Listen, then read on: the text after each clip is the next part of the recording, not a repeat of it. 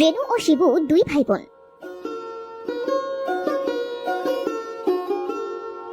তারা মাঠের এক বেগুন ক্ষেত থেকে বেগুন চুরি করছিল। তখন রেনু শিবুকে বলে, দাদা, এই দাদা, তাড়াতাড়ি বেগুনগুলো তুলে বাড়ি চল। বেগুন ক্ষেতের মালিকের কাছে ধরা পড়লে নির্ঘাত পিঠমুড়ো দিয়ে যে বেঁধে রাখবে। এই তো হয়ে গেছে বোন, আজ বেশ কিছু বেগুন তুললাম। দুদিন না আসলেও আর সমস্যা নেই, চল বাড়িতে চল।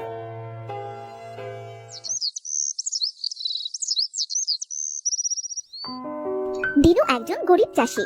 তার মাঠে সামান্য কিছু জমি ছিল। সেই জমিতে বেগুন চাষ করে সে কোনো রকমের সংসার চালাতো। কিন্তু কিছুদিন হলো তার বেগুন ক্ষেত থেকে রোজ বেগুন চুরি হতে লাগলো। তাই সে আজ সকালে মাঠে এলো বেগুন ক্ষেত পাহারা দিতে। দেখি আজ কারা আমার বেগুনগুলো চুরি করে। আজ সারাদিন মাঠেই বসে থাকবো। আমার সংসারটাই ভালোভাবে চলে না, তার উপর কে যে আমার বেগুনগুলো চুরি করে কে জানে। হায় হায় রে, আজও আমার বেগুনগুলো সব চুরি করে নিয়ে গেল। কে কে করেছে আমার এই সর্বনাশ রে। দিনু তার বেগুন খেতে বসে কাঁদতে শুরু করলো। বেগুন খেতের পাশে ছিল একটা তাল গাছ। দিনুর মেয়ে টিনার কবর দেওয়া হয়েছিল। টিনা পেতনি রূপে সেই তাল গাছের উপরে থেকে তার বাবা ও বেগুন ক্ষেত দেখতো। না না না না না, অনেক সহ্য করেছি, আর না। আমার বাবা রোজ এমন করে কাঁদবে, আর এটা কিনা আমায় দেখতে হবে? আর না, এবার যদি ওই বেগুন চোর আসে তবে একটা হিস্তুনিস্তু আমি করেই ছাড়বো। বুঝেছি, সৃষ্টিকর্তা মনে হয় নিশ্চয়ই আমার পরীক্ষা নিচ্ছেন। অকালে মেয়েটাকে হারালাম, এদিকে সংসারে অভাব আর অভাব। আর কিছুদিন থেকে ক্ষেতের বেগুন সব চুরি হয়ে যাচ্ছে। বেগুন ক্ষেত আর পাহারাই দেব না, যা আছে কপালে। দিনু ক্ষেত থেকে উঠে বাড়ি ফিরে এলো।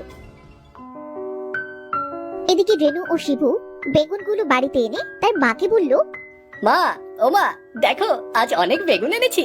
তুমি রান্নার জন্য কিছু বেগুন বাড়িতে রাখো, আর বাকিগুলো আমি হাটে বিক্রি করে আসি। বাবা, তোরা রোজ রোজ এত বেগুন কোথা থেকে আনিস? মানুষের খেতে কাজ করে আনি মা। এত কাজ যদি না করি তবে বাবাকে সুস্থ করব কিভাবে? তাই তো মানুষের খেতে কাজ করে টাকার বদলে বেগুন আনি। এতে আমাদের খাওয়াও হবে, আবার বেগুন বিক্রি করে বাবার চিকিৎসাও করাতে পারবো। আহ আহ আমার ছোট ছোট ছেলে মেয়ে দুটোর মাথায় এত অল্প বয়সে কত বোঝা। আমাকে তোরা ক্ষমা করিস বাবা, তোদের জন্য আমি কিছুই করতে পারলাম না। বাবা, তুমি এসব কথা চিন্তা করো না তো। আগে তুমি সুস্থ হও, তারপর আমাদের কথা দেবো। এই দাদা, চল বেগুনগুলো নিয়ে হাটে চল যাই। শিবু বাবা, তোর বাবার তো ওষুধ ফুরিয়ে গেছে। হ্যাঁ মা, আমার মনে আছে। আমি আসার সময় হাট থেকে ওষুধ নিয়ে আসবো। তারা একটা ঝুড়িতে করে বেগুন নিয়ে বাড়ি থেকে বের হয়ে রাস্তা দিয়ে হাঁটছিল। তখন রেনু বলে, আচ্ছা দাদা, এটা কি আমাদের ঠিক হচ্ছে বল? আমরা অন্যায়ভাবে মানুষের ক্ষেত থেকে বেগুন চুরি করছি। না জানি সেই লোকটা কত কষ্ট পাচ্ছে। তাছাড়া যে আমাদের আর কোনো উপায় নেই রে বোন। বাবার জন্য কত মানুষের কাছে তো সাহায্য চাইলাম, কেউ আমাদের সাহায্য করেনি। তাই তো চুরি করতে বাধ্য হলাম। চুরি করতে আমার একটুও ভালো লাগে না রে। এভাবে আমরা আর কতদিন চুরি করব দাদা? যতদিন না আমাদের বাবা সুস্থ হয় ততদিন। হাটে চলে এসেছি, এবার চুপ থাক না।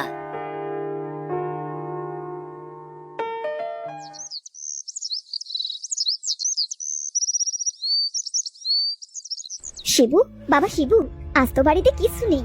কি যে করি? তোরা এখনো কত ছোট, তোদের সাথে এসব কথা বলতেও যে আমার ভালো লাগে না রে বাবা। এত চিন্তা করো না তো মা, আমরা একটু পরেই কাজে বের হব। তখন কিছু একটা ব্যবস্থা ঠিক হয়ে যাবে মা। তোরা আর কত খাটবি? তার চেয়ে বলি কি, আমি না হয় মানুষের বাড়ি গিয়ে দুটো টুকটাক কিছু কাজ করি। না না মা, তার কোনো দরকার নেই। আমরা যতদিন পারি কাজ করব, পরেরটা না হয় পরে দেখা যাবে। এই বোন, চল তো। আচ্ছা ভাই, চল। আজ কিন্তু সকাল সকাল বাড়ি ফিরতে হবে। বাড়ি ফিরলেই তবে মা রান্না বসাবে। প্রতিদিনের মতো আজ দু ভাই বোন দিনুর বেগুন খেতে বেগুন চুরি করতে এলো। আজও তোরা আমার বাবার সর্বনাশ করতে এসেছিস? তোদের আজ এমন কাজ করব, জীবনের মতো শিক্ষা হয়ে যাবে। বোন, তাড়াতাড়ি হাত চালা, কেউ দেখে ফেললে খুব সর্বনাশ হয়ে যাবে রে। হাতে বেগুনের কাঁটা ফুটেছে রে দাদা। বেগুন তুলতে খুব কষ্ট হচ্ছে রে। আর জীবনে যেন কোনো কষ্ট না হয়, আমি সেই ব্যবস্থাই করে দেব তোদের। কে কে কে কে কে কে এমন ভাবে কথা বলছে? এই দাদা, ভূত না তো রে? দাদা রে, আমার না খুব ভয় করছে। তোরা তো আর কখনো বেগুন তুলতে পারবি না। রোজ রোজ আমার বাবার ক্ষেত থেকে বেগুন চুরি করিস, যার জন্য আমার বাবা মাকে প্রায় না খেয়ে থাকতে হয়। চুনি ছিলি মেয়ে একটা। কে কে তুমি? সামনে এসো বলছি, না হলে কিন্তু খুব খারাপ হবে। আমার সাথে কি খারাপ হবে রে চুন্নি ছেলে? খারাপ কাজ তো তোদের সাথে হবে। এই দেখ আমাকে। পেতনি, দাদা রে। এবার কি হবে রে দাদা? কিচ্ছু হবে না, হবে তো বেগুন আর চিংড়ি। এরপর পেতনিটি তার জাদু শক্তি দিয়ে রেনুকে বেগুন গাছে একটা বেগুন বানিয়ে দিল ও শিবুকে একটা চিংড়ি বানিয়ে পাশে থাকা নদীতে ছুঁড়ে ফেললো। এবার কি হবে? এই পেতনিটা তো আমাকে চিংড়ি বানিয়ে দিল আর বোনকে বেগুন বানিয়ে দিল। বাবা মাকে এবার কে দেখবে? আমার বাবা মাকে কে দেখবে? দাদা, দাদা আমি মানুষ হব। এই রোদে সে আমি পুড়ে যাচ্ছি দাদা, আমার যে খুব কষ্ট হচ্ছে। সব আমার জন্যই হলো। বোনটা না জানি কত কষ্ট পাচ্ছে। হায় সৃষ্টিকর্তা, তুমি আমাদের আবার মানুষের রূপে ফিরিয়ে দাও। এভাবে এক সপ্তাহ কেটে গেল।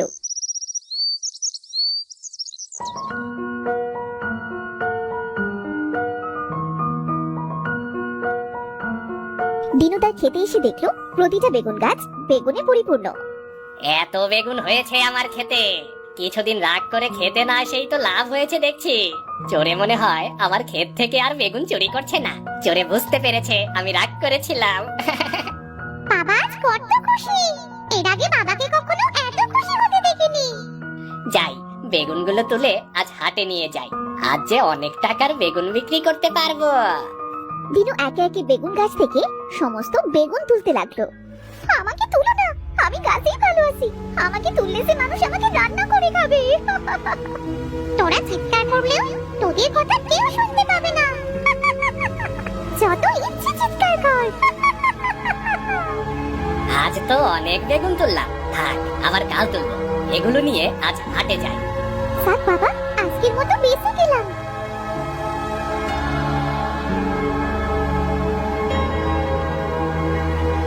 দিনু তার ক্ষেতের বেগুনগুলো হাটে বিক্রি করে প্রয়োজনীয় অনেক জিনিস কিনে বাড়ি ফিরল।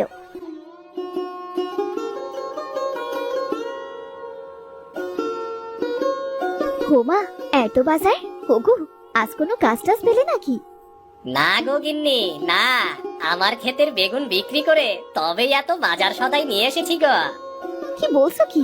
আমাদের ক্ষেতে এত বেগুন হয়েছে নাকি? তুমি যে বললে রোজ নাকি বেগুন চুরি হয়ে যায়, গাছে কোনো বেগুনই নেই। সেদিনের পর থেকে তো রাগ করে আমি মাঠেই যাইনি। আজ কি মনে হলো গিয়ে দেখি প্রতিটি বেগুন গাছে বেগুনে ভরপুর। হোমা, সত্যি বলছো? খুব ভালো হয়েছে বুঝলে, সোরগুলো মনে হয় ভালো হয়ে গেছে। গিন্নি, যাও তো, সকাল সকাল আজ রান্না বসাও। অনেকদিন হলো ভালো মন্দ খাই না, আজ একেবারে কবজি ডুবিয়ে খাবো গো।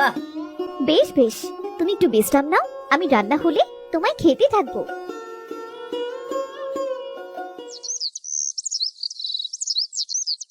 এভাবে বেশ কিছুদিন কেটে গেল।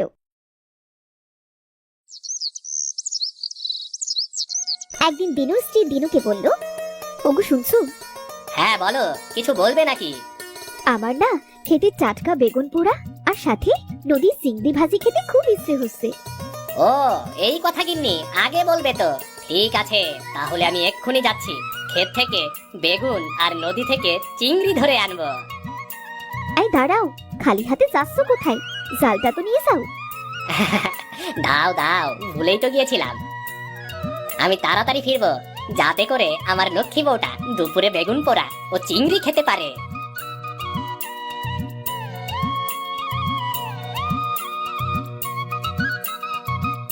দিনু নদীর ধারে গিয়ে দেখলো ঘাটে একটা বড় চিংড়ি। দিনু চিংড়িটি দেখে খুব খুশি হয়ে বলল, ওরে বাবারে, এত বড় চিংড়ি! বাহ, মেঘ না চাইতেই জল। যাক বাবা, বাঁচা গেল। কষ্ট করে আর জাল ফেলতে হলো না। এই চিংড়িটি নিয়েই বাড়ি যাই। ওহ, ক্ষেত থেকে তো আবার বেগুনও নিতে হবে।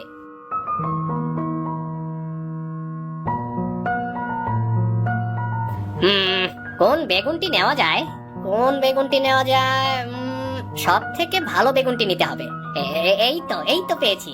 এই বেগুনটি নেই। দাদা তুই? দাদা রে, আজ মনে হয় আমাদের শেষ দিন রে দাদা। আমাদের তো এরা আজ রান্না করে খেয়ে ফেলবে রে। কাঁদিস না বোন, এ সব কিছু আমার জন্যই হয়েছে। সৃষ্টিকর্তা আমাদের পাপের শাস্তি দিচ্ছে রে বোন, আমার বোন। ইস, এদের দুজনকেই নিতে হলো বাবা। এদের কেন তুমি নিলে? এদের গায়ে আগুনের তাপ দেবার সাথেছি আমার জাদু নষ্ট হয়ে যাবে। ওরা যে আমার মানুষ হয়ে যাবে। এদিকে দিনু বেগুন ও চিংড়ি মাছ নিয়ে বাড়ি ফিরে এলো।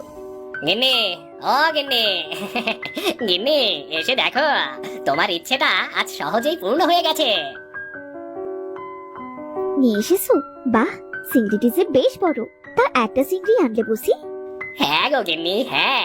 নদীর ঘাটে গিয়ে দেখি এই বড় চিংড়িটি, তাই কষ্ট করে জাল না ফেলে একটা চিংড়ি নিয়েই ফিরে এলাম। আমি তো আর চিংড়ি খাই না, তুমি একা খাবে তাই আর কি। বেশ করেছো। তাও বেগুনটি পোড়াতে দিয়ে এসে চিংড়িটা কেটে নি। তুমি বরং চিংড়িটা এখানে রেখে দাও। দিনুর স্ত্রী যেই বেগুনটি আগুনে ধরলো, সাথে সাথে বেগুনটি একটা ছোট্ট মেয়েতে পরিণত হলো। ও মাগো, ওগো ভূত, ভূত! ভূত? কই ভূত? দেখো, এই বেগুনটা একটা মেয়ে হয়ে গেছে। এ তো একটা আস্ত ভূত গো। না গো না, আমি কোনো ভূত না, আমি তো মানুষ। আমাকেও আমার দাদাকে ওই তাল গাছের পেতনি বেগুন ও চিংড়ি মাছ বানিয়ে রেখেছে। তোমার দাদা? কই তোমার দাদা? ওই যে চিংড়ি মাছ দেখছো, ওটাই আমার দাদা। আমাকে আগুনে ধরার কারণে হয়তো পেতনিটির জাদু শক্তি নষ্ট হয়ে গেছে। ওগো, ওগো চিংড়ি মাছটি আনো তো দেখি, এই মেয়েটি সত্যি বলছে কিনা। এরপর চিংড়ি মাছটিকেও আগুনে ধরার সাথে সাথে একটা ছোট্ট ছেলেতে পরিণত হলো। ওগো, এসব আমি কি দেখছি? কি হচ্ছে এসব আমার সাথে? আসলে আমরা আপনাদের সাথে অনেক বড় একটা অন্যায় করেছিলাম, যার শাস্তি স্বরূপ বোন বেগুন আর আমি চিংড়ি হয়ে গিয়েছিলাম। আমাদের সাথে অন্যায় করেছো? কি বলছো তোমরা? আমি তো কিছুই বুঝতে পারছি না। আমি আপনাকে সব বলছি। এরপর শিবু দিনু ও তার স্ত্রীকে সব কথা খুলে বলল।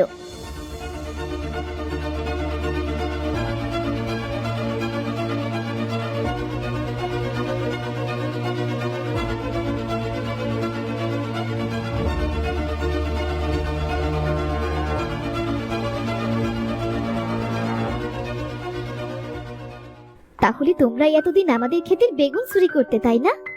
গিন্নি, ওরাও তো অভাবে পড়ে করেছে, ওদের তো কোনো দোষ নেই। কিন্তু সেই পেতনিটি আমাকে বাবা বলেছে কেন? আমি বাবা? তোমাদের মেয়ে কি না?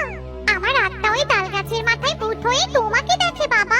তোমাদের যে আমার খুব মনে পড়ে বাবা। মা, জুলি, মা আমার জুলি, গিন্নি আমাদের মেয়ে, গিন্নি আমাদের জুলি।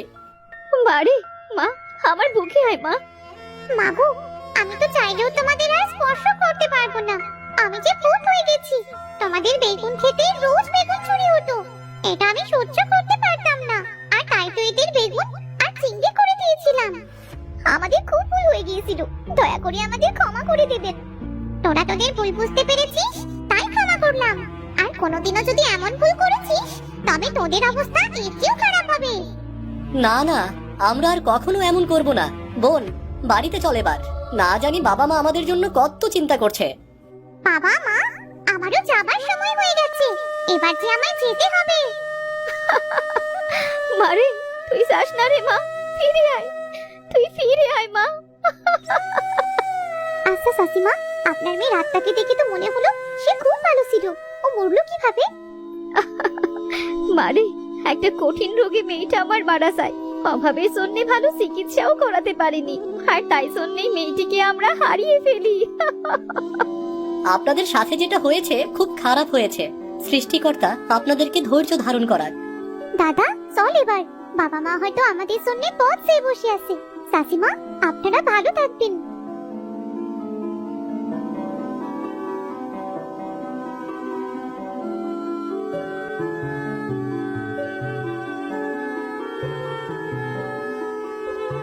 তারা দু ভাই বোন বাড়ি ফিরে এলো। তাদের দু ভাই বোনকে দেখে তাদের মা কান্নায় ভেঙে পড়লো। মারে, তোরা এতদিন কোথায় ছিলি? তোদের কত খুঁজেছি বল। দেখ, তোদের বাবাও সুস্থ হয়ে গেছে। বাবা? বাবা সুস্থ হয়ে গেছে? হ্যাঁ রে মা, আমি সুস্থ হয়ে গেছি। তোদের চিন্তায় এ কদিনে যে আমার অবস্থা আরো খারাপ হতে চলেছে রে। আমরা তো চলে এসেছি বাবা। দেখো, আর কিচ্ছু হবে না। আমরা একটা বিপদে পড়েছিলাম, তাই তো বাড়ি ফিরতে পারিনি। কি বিপদে পড়েছিলি বাবা? এরপর শিবু তার বাবা মাকে সব কথা খুলে বলল।